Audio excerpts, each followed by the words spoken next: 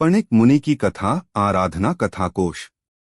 सुख के देने वाले और सत्पुरुषों से पूजा किए गए जिनेंद्र भगवान को नमस्कार कर श्रीपणिक नाम के मुनि की कथा लिखी जाती है, जो सबका हित करने वाली है।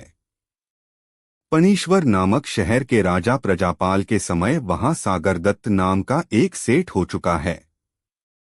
उसकी स्त्री का नाम पणिका था। इसके एक लड़का था, उसका नाम पणिक था।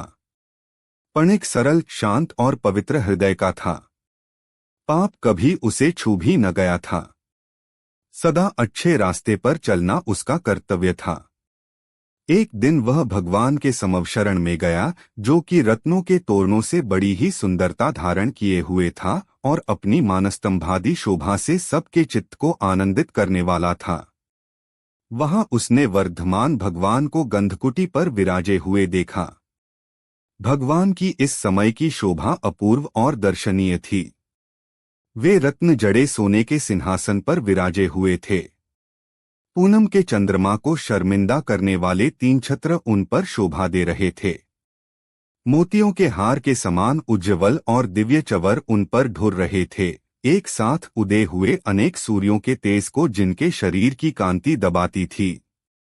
नाना प्रकार की शंकाओं को मिटाने वाली दिव्यध्वनि द्वारा उपदेश कर रहे थे। देवों के बजाय दुंदुभी नाम के बाजों से आकाश और पृथ्वी मंडल शब्दमय बन गया था। इंद्र, नागेंद्र, चक्रवर्ती, विद्याधर और बड़े बड़े राजे महाराजे आदिया आकर जिनकी पूजा करते थे। अनेक निर्ग्रंथ मुनिराज स्तुति कर अपने को कृतार्थ कर रहे थे।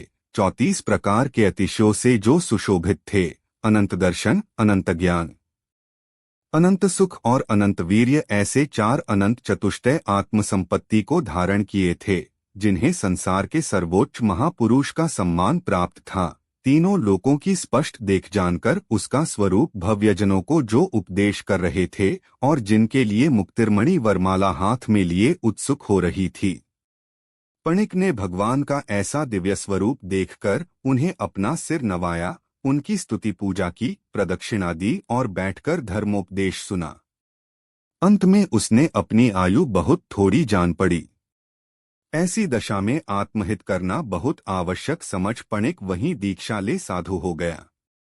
यहाँ से विहार कर अनेक देशों और नगरों में धर्मोपदेश करते हुए पणिक मुनि एक दिन गंगा किनारे आए।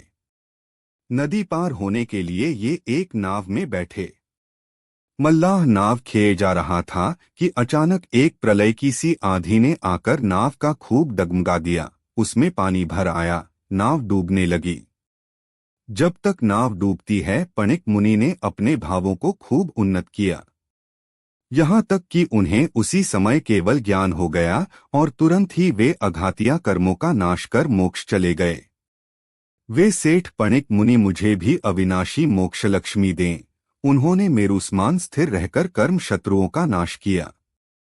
सागरदत्त सेठ की स्त्री पणिका सेठानी के पुत्र पवित्रात्मा पणिक मुनि वर्धमान भगवान के दर्शन कर, जो कि मोक्ष के देने वाले हैं, और उनसे अपनी आयु बहुत ही थोड़ी जानकर संसार की सब मायामता छोड़ मुनि हो गए और अंत में कर्मों का नाश कर मोक्ष गए। वे मुझे भी सुखी करें। आराधना कथाकोश से 60 पणिक मुनि की कथा पूर्ण हुई। जिनवाणी माता की जय।